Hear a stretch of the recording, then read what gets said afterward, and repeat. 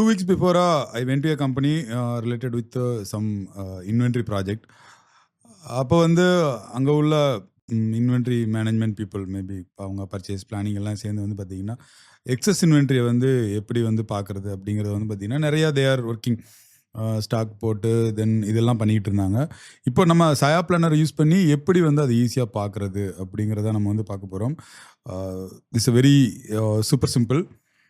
நம்முடைய சயா பிளானரில் ரிப்பனில் make it zero inventory அப்படிங்கிற குரூப்பில் இங்கே வந்து பார்த்தீங்கன்னா எக்ஸஸ் இன்வென்ட்ரி ரிப்போர்ட்டுன்னு இருக்கும், அதே போல் எக்ஸஸ் பிஓ ரிப்போர்ட்டுன்னு இருக்கும், 2 ரிப்போர்ட்.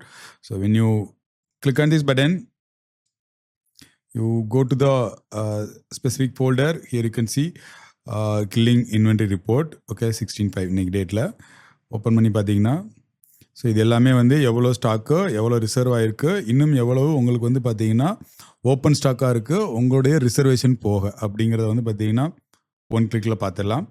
அதே போல் if you click on excess PO report, go to the specific folder.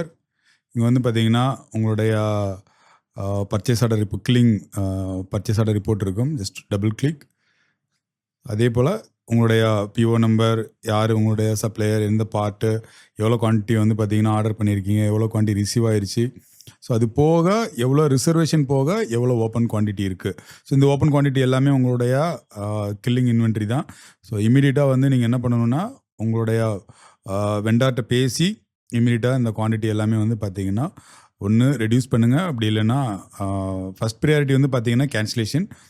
In case cancellation பண்ண முடியலைங்கிற பட்சத்தில் நம்ம என்ன பண்ணலாம்னா at least we can reduce the quantity so we can improve our inventory turnover ratio. I will see you with another one good video. Until bye bye.